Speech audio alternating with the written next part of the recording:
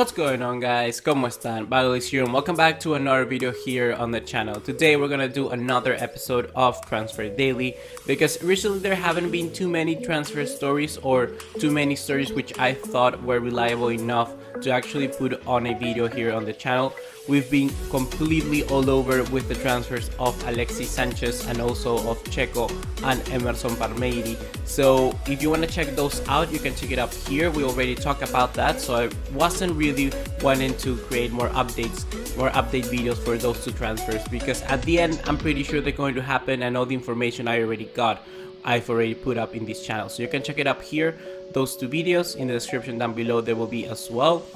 But now in this episode I want to talk a little bit about a defender joining Manchester City, a really big defender, and one move which I think could actually happen, and I'm really impressed it's going to actually, and I'm gonna give you more details on that later. We're also going to talk a little bit about a player from Inter Milan joining West Ham United, as well as somebody joining Inter Milan in return, and then we're gonna finish it off with, if I'm not wrong, with a striker finally joining Newcastle United. Just like always, guys, please remember to drop us a like and also to leave us a subscribe, turn on the bell notification icon so you don't miss anything here on the channel. But now you get the deal, you know the drill, so let's get right to it. So the first story of this episode is going to be Aymeric Laporte from Atletico Bilbao agreeing terms with Manchester City to join them as soon as this week. It's really surprising, this move actually, because I think that Aymeric Laporte should be trying to aim for his starting position in the club he's going to, like always. So I think this guy is really top notch. Watching La Liga for many years, this has been a player who has been chased by Real Madrid and Barcelona, and I definitely think he's more suited to, you know, playing in La Liga rather than playing in the Premier League, because he's not exactly a big strong figure. He is strong, don't get me wrong, but he's more of an elegant player. He likes to play from the ball from the back, exactly like that. So it can actually give, I understand why Guardiola would actually try to sign this guy. It would actually give them an extra player to play from the back, suggesting that not only Stones will be the only player with those qualities, it will give him also Stones a quite boost because he needs to be competitive, because Laporte is like a top tier center back in my opinion. He's really good. And what I say this move is actually reliable is because Manchester City are really close to agreeing terms also with Atletico Bilbao, because terms really here are really easy. Manchester City will need to pay only 57 million euros to pay out the release clause for Laporte, and then after they done that, basically it's done. Laporte will join Manchester City. It's simple as that. It's a release clause. So if Manchester City would actually like to buy this player, then they can get it as soon as they want. And I think he will be a very good signing for Pep Guardiola for Manchester City, but I'm really sad that he will be leaving La Liga, because definitely a quality player like him will be quite missed in a league like La Liga, a top league. And actually defenders here, I think that they are lacking. They're really lacking. Even someone like Laporte into Atletico Madrid would be a huge signing. Even though they have Jose Maria Jimenez, I think Laporte could enter any club in Europe.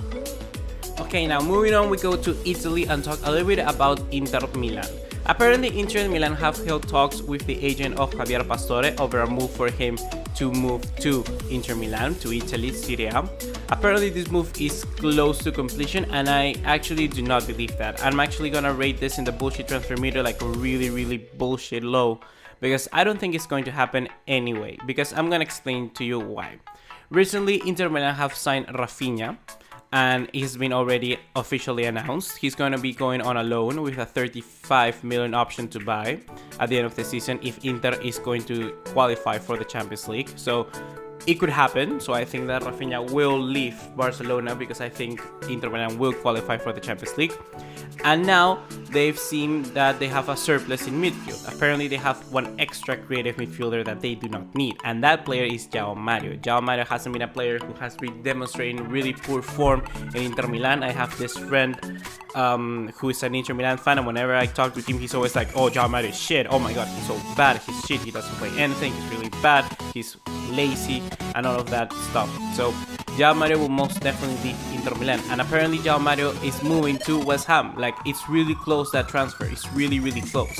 And apparently Joao Mario now has already agreed deal with West Ham, and they only need to agree the contractual fees of who's going to pay the salary of Joao Mario, because also the option to buy, I think, is going to be around 30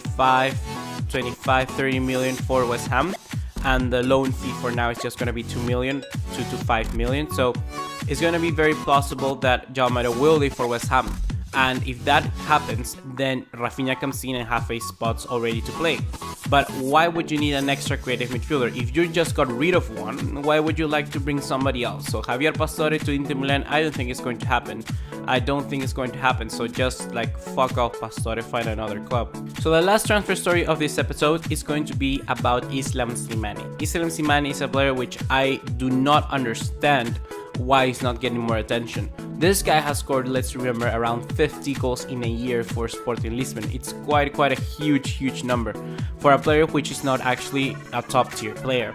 Islam Slimani is currently playing at Leicester City, a place where he doesn't fit exactly with the playing side that Claude Puel wants to put into the side. We know that Leicester City are a counter-attacking side, and actually Slimani, not being that fast, won't actually try to give too many opportunities to other players. I think that the Merengue could definitely fit more into the side than Slimani.